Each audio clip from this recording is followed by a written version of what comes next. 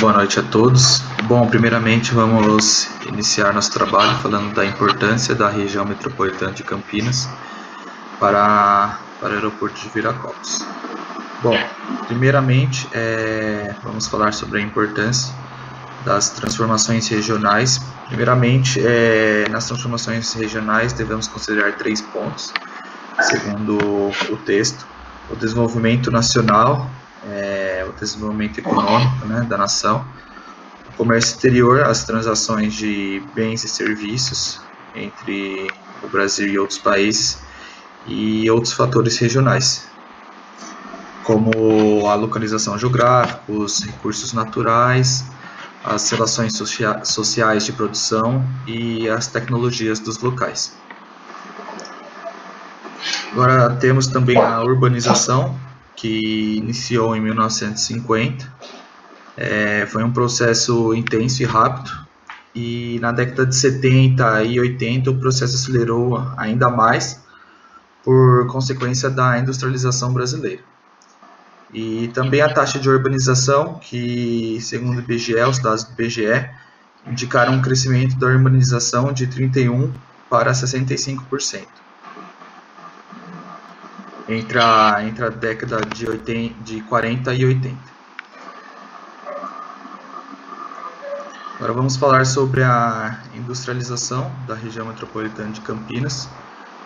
Primeiramente, a industrialização, em geral, no estado de São Paulo, ela era possuía indústria voltada para o plantio e exportação de café, e houve também as transformações na estrutura econômica ao longo do tempo. No século XIX começou as construções de ferrovias, e no século XX as construções de rodovias e a diversificação da agricultura. Bom, houve um crescimento elevado na produção em 1919, onde a produção industrial do estado de São Paulo passou de 31,5% para 48,9%, ou seja, durante 30 anos, aí até 1949, passou para 48,9%, quase aí metade de toda a indústria nacional, concentrada no estado de São Paulo. Temos também a diversificação da agropecuária no interior. Entre a crise de 1930 e 1960 houve uma diversificação e se intensificou aí na região de Campinas, com culturas de algodão, alimentos e pecuária de leite. E também teve a descentralização de plantas industriais. E também em Campinas as empresas começaram a produzir partes e componentes ferroviários, visando aí como havia as construções de ferrovias, havia essa necessidade, então começaram a produzir as partes e componentes ferroviários.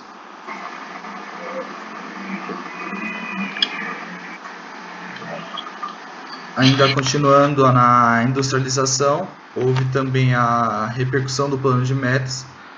Houve uma descentralização, como eu estava falando, das plantas industriais, onde essas plantas industriais estavam se dividindo ao longo da região, na região, e que essas regiões produziam para os setores automotivos e elétricos. E na década de 70 e 85, continuando aí a repercussão do plano de metas, houve uma desconcentração do capital industrial, onde a participação de São Paulo, do estado de São Paulo em si, foi reduzida como um todo, mas a participação do interior, junto com a industrialização, intensificou. Ou seja, podemos concluir aí que o interior estava ficando cada vez mais industrializado, ajudando assim na região da metropolitana de Campinas, na região de Campinas. Continuando, houve também a desconcentração, quando houve o segundo plano de desenvolvimento econômico, onde intensificou a desconcentração e a política de substituição de derivados foi criada, de derivados de petróleo, que era conhecido como pró-álcool, e houve o incentivo às exportações. temos também agora, falando sobre a ocupação demográfica, os fluxos migratórios eram crescentes. O interior continuava a crescer, ajudando assim na região de Campinas, na região da região metropolitana e também apenas na cidade de Campinas. Havia também um crescimento da população absoluta, onde a população absoluta estava crescendo muito, mas havia uma controvérsia onde essa média ela não estava crescendo na mesma proporção, o que acaba concluindo que não estava atraindo novos fluxos migratórios. Aí temos também a região metropolitana de Campinas e também a cidade de Campinas em relação ao crescimento. Havia também uma diferença entre as duas, porque entre 1990 e 2000 houve um crescimento na cidade ao redor de Campinas, e na região de Campinas não estava crescendo a mesma proporção também. No texto não fala, mas podemos discutir que podemos concluir que na região de Campinas, conforme foi desenvolvendo tanto economicamente como industrialmente, o custo de vida, por exemplo, acabou ficando mais alto ou acabou ficando mais difícil morar na cidade de Campinas. Então as regiões ao redor foram crescendo cada vez mais, o que também aumentava também o fluxo migratório. Boa noite, meu nome é Francisco e agora eu vou dar continuidade no trabalho sobre a importância da região metropolitana de Campinas para Viracopos. Começando sobre a constituição da região metropolitana de Campinas, quais municípios que fazem parte da região metropolitana de Campinas? Segundo os pressupostos da Lei Complementar de 870, são 19 municípios que fazem parte, que é Americana, Artur Nogueira, Campinas, Cosmópolis, Engenheiro Coelho, Olambra, Hortolândia, Indaiatuba, Itatiba, Jaguariúna, Montemor, Nova Odessa, Valinhos, Paulínia, Santa Bárbara do Oeste, Sumaré, Santo Antônio de Foz, Pedreira e Vinhedo. E esses municípios eles constituem uma estrutura econômica e social importante no país, no que diz respeito ao PIB e à população, porque são 19 municípios, então tem bastante gente aí, né? E agora falando um pouco mais sobre a Lei Complementar de 870, sobre a sua estrutura. A Lei Complementar de 870 estabelece também a estrutura de gestão pública da região metropolitana de Campinas da seguinte maneira: através do Conselho de Desenvolvimento Econômico, Conselho Consultivo, Agência de Desenvolvimento e Fundo de Desenvolvimento. E entrando com mais detalhe aí nessa estrutura, temos o Conselho de Desenvolvimento, conforme eu falei, e o Conselho de Desenvolvimento Econômico é composto por 19 prefeitos das cidades que integram a região metropolitana de Campinas e 12 membros indicados pelo Poder Executivo do Estado, todos indicados pelo governador do Estado de São Paulo por meio do decreto.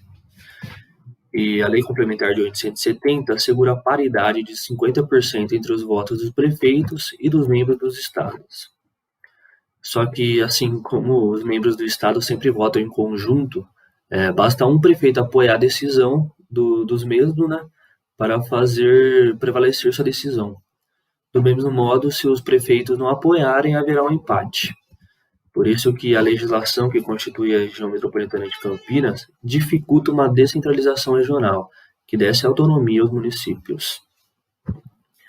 Campinas, além de ser o principal município da região metropolitana de Campinas, é também o principal município e sede da região administrativa de Campinas.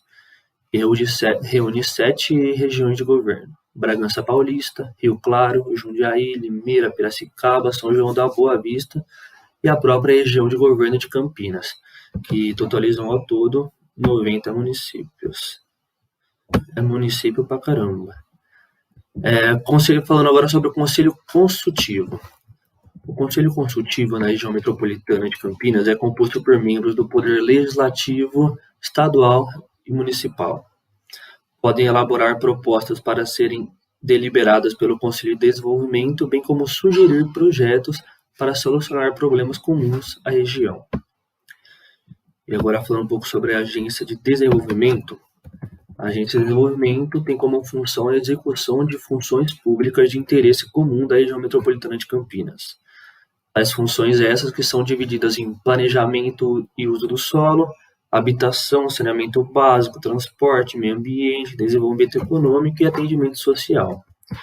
E a região metropolitana de Campinas está por ser consolidada do ponto de vista econômico e socioeconômico por dois motivos, ou seja, ainda não foi consolidada. O primeiro é porque projetos como ampliação de Viracopos ainda não envolveram os prefeitos da região metropolitana de Campinas na elaboração de um plano de desenvolvimento metropolitano, pois, como faltam articulações políticas suprapartidárias entre os prefeitos, os governos do Estado e da União predominam, tomando ações isoladas, públicas e privadas, para obterem para si os benefícios desse projeto. O segundo motivo é que a Lei de 870, conforme mencionei, não inclui a União no seu Conselho de Desenvolvimento, e assim fica difícil uma gestão pública integrada entre os governos federais, estaduais e municipais na execução dos projetos estratégicos de desenvolvimento local e regional. Isso porque a Lei de 870 está fundamentada na teoria de polos de crescimento. E agora falando um pouquinho sobre a teoria de polo de crescimento, dando continuidade aqui, teoria de polos de crescimento para a região metropolitana de Campinas. Bom, nas décadas de 1950 e 1980, a teoria de polos de crescimento serviu para justificar a execução das políticas públicas referentes às infraestruturas locais, estímulo aos investimentos privados e também para gerar economias a partir de exportações da grande empresa e de seus efeitos multiplicadores para as cidades e regiões onde estavam instaladas. Enfim, o intuito mesmo era estimular a concentração da grande empresa em um determinado espaço territorial, que por ser polarizadora atrairia outras empresas. Entretanto, não aconteceu muito bem porque as grandes empresas estavam mais voltadas ao mercado internacional que o mercado nacional, restringindo assim a capacidade de promover o desenvolvimento local e regional, quanto à geração de empregos, renda e tributo.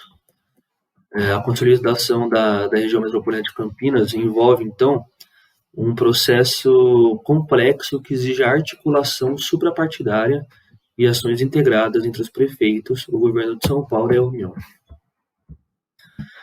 E agora, já finalizando aqui, já a conclusão, fiz um pequeno resumo aqui, que assim, por que é importante analisar o território da região metropolitana de Campinas?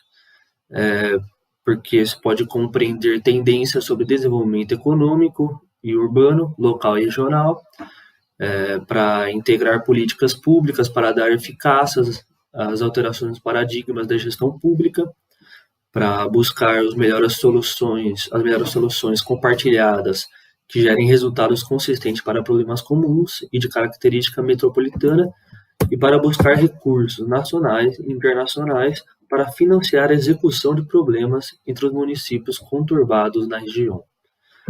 Bom, é isso então. Esse foi o nosso trabalho. Boa noite.